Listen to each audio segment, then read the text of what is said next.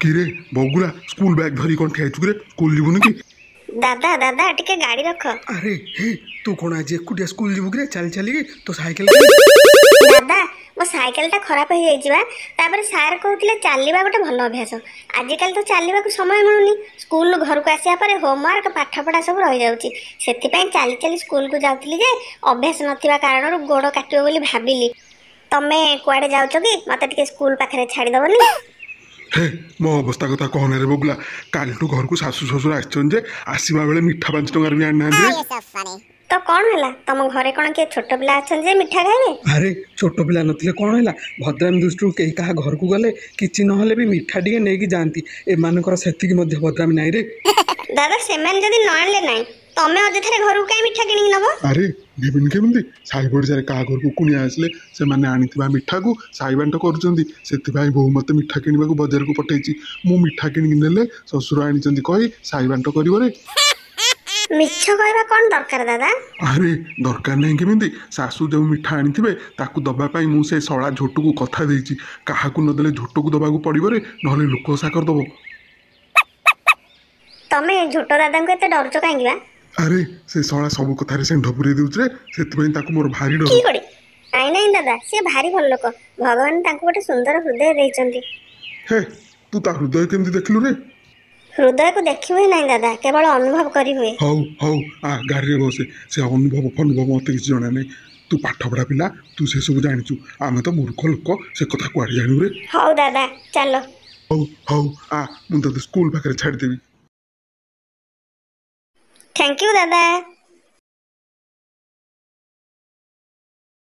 I love you दादा। ओहो बोला फेरला बेलू केम जिबु रे देखिबी चिंटू जदी साइकिल आनिथो ता संगे जीबी नले चल के पळेबी।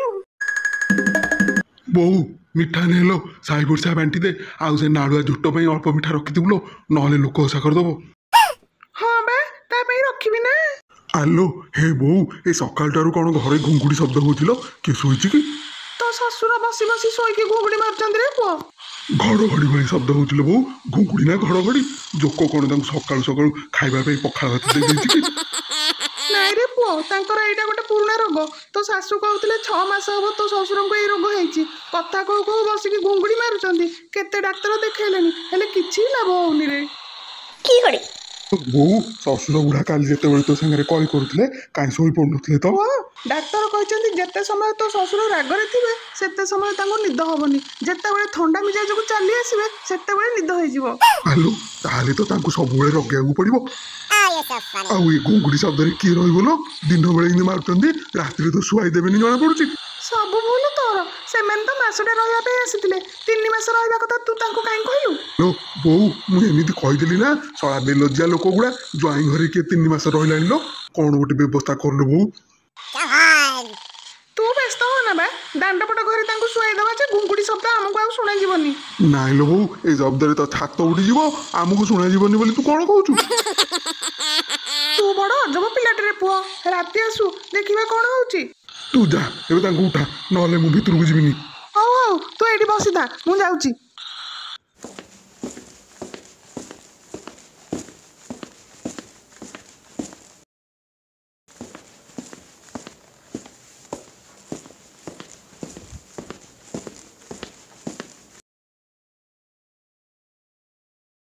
भाई मिठा खाइबा को आसी गली की करी मो भाग्य रहे किला पर किला साला नालुआटा ठीक टेंशन समय आसी पहुंच जाउची। भाई कौन कहलो कि हे नाइ मो भितर घुंगुडी बाहर घड़घड़ी से कथा भाबुतली माने अरे टिके समय बहसे सब कथा जानि पारिबो।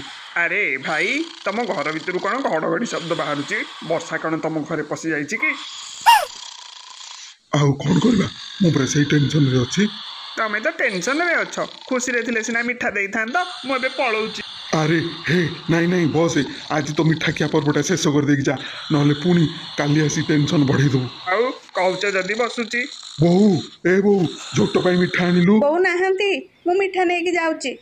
तमे मिठा आनि की कांगे आसलो बहु कुआडे गला की तम बहु आम बहु मिसी के तेंतुली घर को जाइचन ए ओबेला ड्रेस में तेंतुली घर काई गली क्यों तम बहु साई पड़िसा मिठा बांटा करथिले तो आम बहु तांको संगरे जाइची। घड़घड़ी की सांगरे नेकी गलेनी आए घड़घड़ी क्या कहूच तो मो बापा को देखुन ଦିନ ବେଳଟାରେ କେମିତି ଛାତ ଫଟେଇକି ଘୁଙ୍ଗୁଡ଼ି ମାରୁଛନ୍ତି। ବୁଢ଼ା ଲୋକ ଶରୀର ଦୁର୍ବଳ କାରଣରୁ ସେମିତି ହଉଛନ୍ତି ବୋଧେ ଆଉ। ହେ ତମ ବାପାଙ୍କୁ ବିଲୁଆ ଖାଇଲେ ତ ବର୍ଷେ ଖାଇବ, ତାଙ୍କ ଶରୀରଟା କୋଉଠି ଦୁର୍ବଳ ହେଇଯାଇଛି। କି କରେ ହେ କେଡ଼େ ଅଲକ୍ଷଣା ଲୋକଟା ବା, ସବୁବେଳେ ଖାଲି ଅଶୁଭ କଥା ଗୁଡ଼ାକ ତୁଣ୍ଡରେ ଧରୁଛ। ଭାଉଜ ତମେ ଦୁଇ ଜଣ କଳି କରିବ ନା ମତେ ମିଠା ଖାଇବାକୁ ଦବ? ହଁ ହଁ ନିଅ। ଦେଖୁନ ଝୋଟ ତମ ଭାଇ ମୋ ବାପାଙ୍କ ବିଷୟରେ କେମିତି ଏଣୁ ତେଣୁ କଥା କହୁଛନ୍ତି। ଛାଡ଼ ମ ଭାଉଜ, ଭାଇ ମଜାରେ କହିଦଉଛି, ତା କଥା ଧରିଲେ ହବ? ଛାଡ଼ ନା କାର୍ତ୍ତିକ ବା, ତୁ ତ ଭାଉଜକୁ ଭାରି ସରଳ ଭାଷାରେ ବୁଝେଇ ଦଉଛୁ ଆଉ ସେଥିପାଇଁ ମୋର ଜଟିଳ ଭାଷା ସେ ବୁଝିପାରୁନି ଆଉ। ହଉ ତମେ ଦୁଇ ଜଣ ଗପୁତା, ମୁଁ ଭିତରୁ ଆସୁଛି। କି କରେ ବୁଝିଲ ଝୋଟ, ତମ ଭାଇ ଭାରି କାଣ୍ଡୁଆ ଲୋକ। ବାହାଘର ଦିନଠାରୁ ଆଜି ପର୍ଯ୍ୟନ୍ତ କେବେ ହେଲେ ଭଲ କଥା ଟିକେ କହିଲେନି। ତା କଥା ଧରନି ବା ଭାଉଜ, ଭାଇ ମୋର ଭାରି ମଜାଳିଆ ଲୋକ। ନାଇଁ ବା ତମେ ତାଙ୍କୁ ଜାଣିନ। ହଉ ହଉ ଶୁଣ, ଭାଇର ଗୋଟେ କଥା ତମକୁ କହିବି, ତମେ ନ ହସିକି ରହିପାରିବନି ବା। କି କଥା କି ଝୋଟ? ଦିନେ ଭାଇକି ମୁଁ ପଚାରିଲି, ଭାଇ ତମକୁ ଯଦି ଗୋଟେ ଚାକିରି ମିଳିବ ତାହେଲେ ତମେ କରିବ? ସେ ମୋତେ ପଚାରିଲେ, ଆରେ ଦରମା କେତେ ମିଳିବ କହୁନୁ, ତାପରେ ଚାକିରି କରିବି କି ନାହିଁ କହିବି। ମୁଁ ତାକୁ କହିଲି ଦରମା 5,000, ଯଦି ମିଳେ ତେବେ କରିବ। ସେ ମୋତେ ପୁଣି ପ୍ରଶ୍ନ କଲେ କେତେ ଘଣ୍ଟା ଖଟଣି କିରେ? ମୁଁ ତାଙ୍କୁ କହିଲି 10ଟାରୁ 3ଟା, 5 ଘଣ୍ଟା ମାତ୍ର। ସେ ମୋତେ କହିଲେ, ଆରେ ନାଇଁ ନାଇଁ, ଦିନକୁ 5 ଘଣ୍ଟା 5,000 କ'ଣ 7,000 ଦେଲେ ବି ମୁଁ ସେ ଚାକିରି କରିବିନି। ମୁଁ ତାଙ୍କୁ ତାର କାରଣଟା ପଚାରିବାରୁ ସେ ମୋତେ କହିଲେ, ଆରେ ବାପା ଆମର ଫରେନ୍ ଯାଇଛନ୍ତି, ମାସକୁ ମାସ ବୋଉ ଆକାଉଣ୍ଟକୁ ପଇସା ପଠାନ୍ତି, ଘର ଚଳେଇବା ପାଇଁ ଯାହା ପଇସା ସେଥିରୁ ବୋଉ କାଢ଼େ। ମୁଁ ତ ବୋଉଠୁ ଅତି କମରେ 5,000 ମାରିଦିଏ, ଆଉ 5,000 ପାଇଁ ମାସକ ଖଟଣି କ'ଣ ଦରକାରରେ? ତାଙ୍କ କଥା ଶୁଣି ମୁଁ ହସି ହସି ବେଦମ ହେଇଗଲି। ତମ ଭାଇ ଭାରି ଚାଲାକ, କାଠ ବିଜନେସ୍ କହି ମତେ ବାହା ହେଲେ, ଦେଖିଲା ବେଳକୁ ଷ୍ଟେସନରେ ଦାନ୍ତ କାଟି ବିକୁଛନ୍ତି। ସେ ଯାହା କରୁ ଭାଉଜ, ତମର ତ କିଛି ଅଭାବ କରିନାହାନ୍ତି ନା? ଯେ ହଉ ତମେ ଏବେ ଯାଅ, ବାପା ଉଠିଲେ ନାହିଁ ମୁଁ ଦେଖେ। ହଉ ଭାଉଜ, ମିଠା ସହ ପ୍ଲେଟଟା ବି ନେଇକି ପଳଉଛି, ଭାରି ବଢ଼ିଆ ହେଇଛି ପ୍ଲେଟଟା।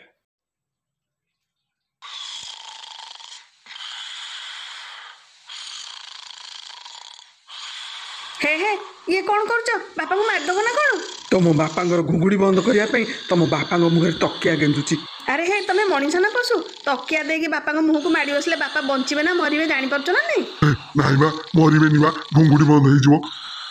ତମ ମୁଣ୍ଡରେ କେମିତି ବୁଦ୍ଧିସୁଦ୍ଧି ନାହିଁ କେଜାଣି। ଦେଖୁନ ଆମେ ଏତେ ଗପୁଛେ କିନ୍ତୁ ସେ ଉଠୁନାହାନ୍ତି, ଘୁଙ୍ଗୁଡ଼ି ମାରି ଚାଲିଛନ୍ତି।